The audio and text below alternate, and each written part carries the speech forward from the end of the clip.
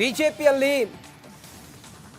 ಅಲ್ಪಸಂಖ್ಯಾತ ಹಿಂದುಳಿದ ವರ್ಗ ದಲಿತ ನೋಡಿ ಕಾಂಗ್ರೆಸ್ನ ಸ್ಟ್ರಾಟಜಿಗೆ ಎದುರು ನನ್ನಲ್ಲಿ ಇರುವಂತ ಒಬಿಸಿ ನಾಯಕ ಯಾರು ಅಂತ ಕೇಳಿದ್ರೆ ಖಂಡಿತ ಬಿಜೆಪಿಯಲ್ಲಿ ಉತ್ತರವೇ ಇಲ್ಲ.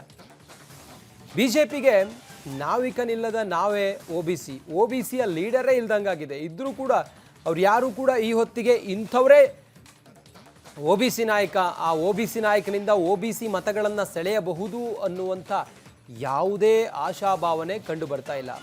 ಇದು ಈಗ ಬಹಳ ಚರ್ಚೆ ಕಾರಣ ಆಗಿದೆ. ಅದರ ಜೊತೆಗೆ ಬಿಜೆಪಿಗೆ ಈ ವಿಚಾರದಲ್ಲಿ ನಾಯಕನೇ ಇಲ್ವಲ್ಲ, ಬಿಜೆಪಿಗೆ ಒಬಿಸಿ ಶಕ್ತಿಯೇ ಇಲ್ವಲ್ಲ ಅನ್ನುವಂಥ ಚರ್ಚೆಗಳು ಕೂಡ ಇದೆ. ಅಹಿಂದ ಕುದುರೆ ಕಟ್ಟಿ ಹಾಕುವಲ್ಲಿ ಬಿಜೆಪಿ ಎಡವಿತ. ಸಿದ್ದರಾಮಯ್ಯನವರು ಅಹಿಂದ ಅಸ್ತ್ರವನ್ನು ಇಟ್ಕೊಂಡೇ ಎಲ್ಲ ಚುನಾವಣೆಗಳನ್ನು ಮುಂದಕ್ಕೆ ಬರ್ತಾರೆ. ಆದರೆ ಬಿಜೆಪಿ ಒಬಿಸಿಯ ಅಸ್ತ್ರವನ್ನು ಹೂಡಿದ್ರೂ ಕೂಡ ಒಬಿಸಿಯ ಅಂದರೆ ಅಹಿಂದ ಎದುರು ಬಿಜೆಪಿಯ ಒಬಿಸಿ ಯಾವುದೇ ವ್ಯರ್ಥ ಅನ್ನೋ ರೀತಿಯಲ್ಲಿ ಆಗಿದೆ. ಸಾರಥಿ ಇಲ್ಲದೆ ದಿಕ್ಕು ತಪ್ಪಿತ ಒಬಿಸಿ ಮತಯಾತ್ರೆ. ಹಂಗೆ ನೋಡಿದರೆ ಬಿಜೆಪಿಯಲ್ಲಿ ಒಬಿಸಿ ಮತಗಳಿದ್ದಾವೆ, ಆದರೆ ಅದನ್ನು ಲೀಡ್ ಮಾಡುವಂಥ ನಾಯಕರಿಲ್ಲದೆ ಈಗ ಒಬಿಸಿಯ ಮತಗಳು ಚೆದರಿ ಹೋಗ್ತಾ ಇದೆ ಕಾಂಗ್ರೆಸ್ ಜೊತೆಗೆ ಅನ್ನುವಂಥದ್ದು. ಅದು ಅಹಿಂದ ಕಡೆ ವಾಲ್ತಾ ಇದೆ ಅನ್ನುವಂಥ ವಿಚಾರ. ಅಸ್ತ್ರವೇ ಇಲ್ಲದೆ ಬರಿದಾಗಿದ್ಯಾಕೆ ಬಿಜೆಪಿ ಬತ್ತಳಿಕೆ, ಇದೆಲ್ಲವನ್ನು ಕೂಡ ಬಿಜೆಪಿ ಆತ್ಮಾವಲೋಕನ ಮಾಡಿಕೊಳ್ಬೇಕಾಗಿದೆ. ಒಬಿಸಿ ನಾಯಕರ ಹಿತಾಸಕ್ತಿ ಕೊರತೆಯಾಗಿದ್ದೆಲ್ಲಿ, ಇದೆಲ್ಲವೂ ಇರುವಂಥ ಪ್ರಶ್ನೆಗಳು. ಬಹುಶಃ ಜಗನ್ನಾಥ ಭವನ ಇದನ್ನು ಆತ್ಮಾವಲೋಕನ ಮಾಡಿಕೊಂಡಾಗ ಮಾತ್ರ ಮುಂದಿನ ಚುನಾವಣೆಯಲ್ಲಿ ಕಾಂಗ್ರೆಸ್ಗೆ ಇವರು ಸೆಡ್ಡು ಹೊಡೆಯೋದಕ್ಕೆ ಬಹುಶಃ ಸಾಧ್ಯ ಆಗ್ಬೋದು ಅಂತ ಅನಿಸುತ್ತೆ. ಅಹಿಂದದ ವಿರುದ್ಧ ಸಿಡಿಯಬೇಕಿದ್ದ ಒಬಿಸಿ ಅಸ್ತ್ರ ಟುಸ್ ಆಗಿದ್ದೇಕೆ? ಖುದ್ದು ಮಲ್ಲೇಶ್ವರಂನ ಜಗನ್ನಾಥ ಭವನದಲ್ಲೇ ನಡೆದಿರುವ ಆ ಚರ್ಚೆಗಳಾದರೂ ಏನು? ಜಗನ್ನಾಥ ಭವನ ಅಂತ ಹೇಳಿದ್ರೆ ಬಿಜೆಪಿ ಕಚೇರಿ. ಸೆಟ್ಟೇರುವ ಮುನ್ನವೇ ಫ್ಲಾಪ್, ಹಣೆಪಟ್ಟಿ ಹೊತ್ತ ಆ ಒಬಿಸಿ ಸಿನಿಮಾ ಹಿಂದಿನ ಹಕೀಕತ್ತೇನು? ಒಳನೋಟದ ಒಳಗಣ್ಣಿಗೆ ಕಂಡಿರೋದೇನು ಅನ್ನೋದಕ್ಕೆ ಇಲ್ಲಿದೆ ಉತ್ತರ.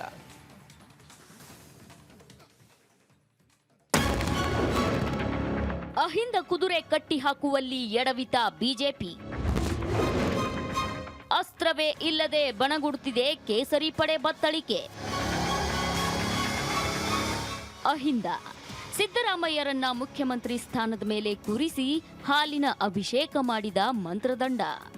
ಆದರೆ ಅವತ್ತಿನಿಂದ ಇವತ್ತಿನವರೆಗೂ ಇದೇ ಜಾದೂ ಚಡಿಯನ್ನ ಬಿಜೆಪಿ ಹುಡುಕುತ್ತಲೇ ಇದೆಯಂತೆ. ಅಹಿಂದ ವಿರುದ್ಧ ಒಬಿಸಿ ಪ್ರತ್ಯಾಸ್ತ್ರದ ಬಲು ದೊಡ್ಡ ಗೇಮ್ ಪ್ಲಾನ್ ರೂಪಿಸುತ್ತಿತ್ತಂತೆ ಕೇಸರಿ ಬ್ರಿಗೇಡ್. ಆದ್ರೆ ಅದೇನೋ ಹೇಳ್ತಾರಲ್ಲ, ಕೂಸು ಹುಟ್ಟೋ ಮುನ್ನವೇ ಕುಲಾವಿ ಅನ್ನೋ ಹಾಗಾಗಿದೆ ಈ ಒಬಿಸಿ ಮತ ಕ್ರೋಢೀಕರಣದ ಕತೆ ಅಂತಿವೆ ಮಲ್ಲೇಶ್ವರಂನ ಮೂಲಗಳು. ಹೌದು, ಈ ಒಬಿಸಿ ಮತಯುದ್ಧಕ್ಕೆ ಸಜ್ಜಾಗಿದ್ದ ಬಿಜೆಪಿ ಅದಕ್ಕೋರ್ವ ಫೇಸ್ ವ್ಯಾಲ್ಯೂ ಇರೋ ದಂಡನಾಯಕನ ಹುಡುಕಿಕೊಳ್ಳದೆ ಯುದ್ಧಕ್ಕೂ ಮುನ್ನವೇ ಸೋಲೊಪ್ಪಿದೆ ಅಂತಿವೆ ಪಂಡಿತರ ಲೆಕ್ಕ.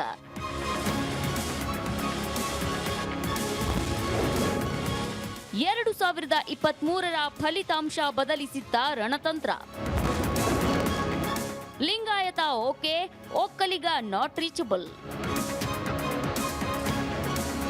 ಇನ್ನು ಈ 2023ರ ಮರ್ಮಾಘಾತವೆನ್ನೋದು ಬಿಜೆಪಿಯನ್ನ ಹೊಸ ಮತ ಕ್ರೋಢೀಕರಣದ ಲೆಕ್ಕಾಚಾರಕ್ಕೆ ನೂಕಿದೆ ಅಂತಿವೆ ಆಪ್ತ ಮೂಲಗಳು. ಬಿಜೆಪಿ ಅಂದ್ರೆ ರಾಜ್ಯದಲ್ಲಿ ಲಿಂಗಾಯತರ ಪಾರ್ಟಿ ಅನ್ನೋ ಒಂದು ಅಭಿಪ್ರಾಯವಿರೋದು ಬಹಿರಂಗ ಸತ್ಯ. ಹಾಗಂತ ಇವತ್ತಿನವರೆಗೂ ಬಿಜೆಪಿ ಪರ ಒಕ್ಕಲಿಗರೇನು ಗಟ್ಟಿಯಾಗಿ ನಿಂತಿಲ್ಲ ಅನ್ನೋದು ಸಮಸ್ತ ಹಳೆ ಮೈಸೂರು ಪ್ರಾಂತ್ಯಕ್ಕೆ ತಿಳಿದಿರೋ ಗುಟ್ಟು. ಹಾಗಾಗಿಯೇ ಕಾಂಗ್ರೆಸ್ನ ಅಹಿಂದ ಅಶ್ವಮೇಧದ ಕುದುರೆಯನ್ನ ಕಟ್ಟಿಹಾಕಲು ಈ ಒಬಿಸಿ ಚಕ್ರ ವ್ಯೂಹವನ್ನೇನೋ ಹೆಣೆಯಲಾಗಿತ್ತು ಅಂತಿವೆ ಬಿಜೆಪಿ ಆಪ್ತ ಮೂಲಗಳು.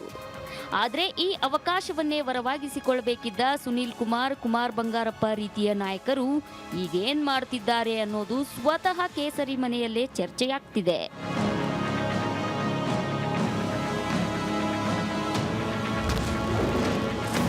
ಜನಗಣತಿ ಹೆಸರಲ್ಲಿ ಜಾತಿಗಣತಿ ಭಾಗಾಕಾರ.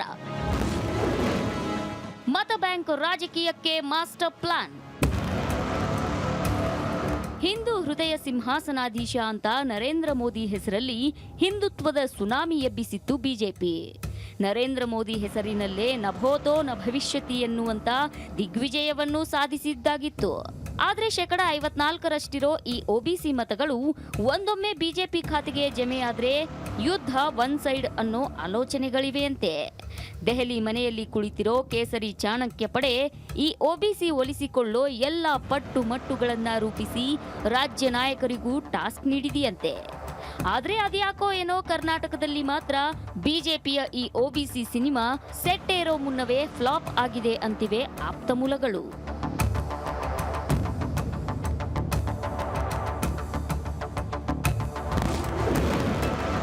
ಒಬಿಸಿ ಕೋಟೆಗೆ ಸಾಮ್ರಾಟನಾಗೋರು ಯಾರು? ಸಿದ್ದರಾಮಯ್ಯ ವರ್ಚಸ್ಸಿಗೆ ಟಕ್ಕರ್ ನೀಡೋರು ಯಾರು? ಬಿಜೆಪಿ ನಾಯಕರೇ ಇವತ್ತು ಮಾತನಾಡಿಕೊಳ್ಳುವಂತೆ ಅಂದುಕೊಂಡಂತೆ ನಡೆದಿದ್ರೆ ರಾಜ್ಯದಲ್ಲಿ ಈ ಹೊತ್ತಿಗಾಗಲೇ ಒಬಿಸಿ ಅದ್ಧೂರಿ ಸಮಾವೇಶ ನಡೆದು ಹೋಗಬೇಕಿತ್ತು. ಬಟ್ ಈ ಒಬಿಸಿ ಅನ್ನೋದು ಸೂತ್ರವಿಲ್ಲದ ಗಾಳಿಪಟದಂತೆ ಕೇವಲ ಬಾನಲ್ಲಿ ಗಿರಿಕಿ ಹೊಡೆದಿದ್ದೇ ಆಯಿತು. ನಾವಿಕನಿಲ್ಲದೆ ಗೊತ್ತು ಗುರಿ ಇಲ್ಲದೆ ಇಂದಿಗೂ ಈ ಒಬಿಸಿ ನಾವೇ ಸಮುದ್ರದಲ್ಲೇ ದಿಕ್ಕು ತಪ್ಪಿದೆಯಂತೆ. ಕೆಎಸ್ ಈಶ್ವರಪ್ಪನಂತವರು ಇದರ ಚುಕ್ಕಾಣಿ ಹಿಡಿದು ಸಮರ ಗೆದ್ದು ಬಾವುಟ ನೆಡಬೇಕಿತ್ತು. ಆದ್ರೆ ಇವತ್ತವರೇ ಬಿಜೆಪಿಯಿಂದ ಹೊರಬಿದ್ದಿದ್ದಾರೆ. ಉಳಿದಂತೆ ಭಗವಂತ್ ಖೂಬಾ, ರಘು ಆಚಾರ್ಯರಂತವರು ಇನ್ನೂ OBC ಸಾರಥಿಯಾಗಲು cycle ಹೊಡಿತಿದ್ದಾರಂತೆ.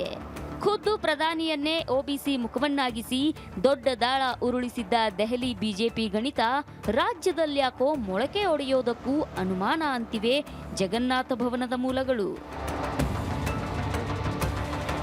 Republic Kannada, Bengaluru. ಬಿಜೆಪಿಯಲ್ಲಿ ಅಲ್ಪಸಂಖ್ಯಾತ, ಹಿಂದುಳಿದ ವರ್ಗ, ದಲಿತ ನೋಡಿ, ಕಾಂಗ್ರೆಸ್ನ ಸ್ಟ್ರಾಟರ್ಜಿಗೆ ಎದುರು ನನ್ನಲ್ಲಿ ಇರುವಂಥ ಒಬಿಸಿ ನಾಯಕ ಯಾರು ಅಂತ ಕೇಳಿದರೆ ಖಂಡಿತ ಬಿಜೆಪಿಯಲ್ಲಿ ಉತ್ತರವೇ ಇಲ್ಲ.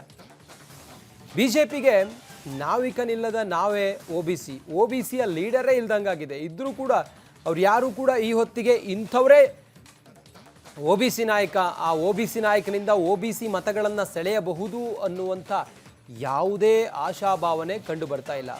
ಇದು ಈಗ ಬಹಳ ಚರ್ಚೆ ಕಾರಣ ಆಗಿದೆ. ಅದರ ಜೊತೆಗೆ ಬಿಜೆಪಿಗೆ ಈ ವಿಚಾರದಲ್ಲಿ ನಾಯಕನೇ ಇಲ್ವಲ್ಲ, ಬಿಜೆಪಿಗೆ ಒಬಿಸಿ ಶಕ್ತಿಯೇ ಇಲ್ವಲ್ಲ ಅನ್ನುವಂಥ ಚರ್ಚೆಗಳು ಕೂಡ ಇದೆ.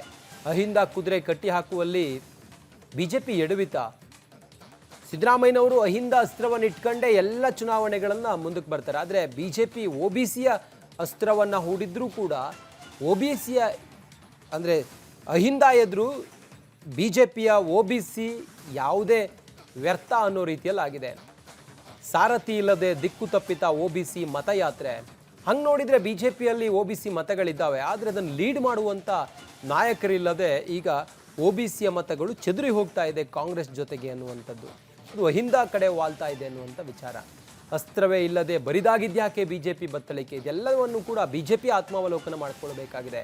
ಒಬಿಸಿ ನಾಯಕರ ಹಿತಾಸಕ್ತಿ ಕೊರತೆಯಾಗಿದ್ದೆಲ್ಲಿ, ಇದೆಲ್ಲವೂ ಇರುವಂಥ ಪ್ರಶ್ನೆಗಳು. ಬಹುಶಃ ಜಗನ್ನಾಥ ಭವನ ಇದನ್ನು ಆತ್ಮಾವಲೋಕನ ಮಾಡಿಕೊಂಡಾಗ ಮಾತ್ರ ಮುಂದಿನ ಚುನಾವಣೆಯಲ್ಲಿ ಕಾಂಗ್ರೆಸ್ಗೆ ಇವರು ಸೆಡ್ಡು ಹೊಡೆಯೋದಕ್ಕೆ ಬಹುಶಃ ಸಾಧ್ಯ ಆಗ್ಬೋದು ಅಂತ ಅನಿಸುತ್ತೆ.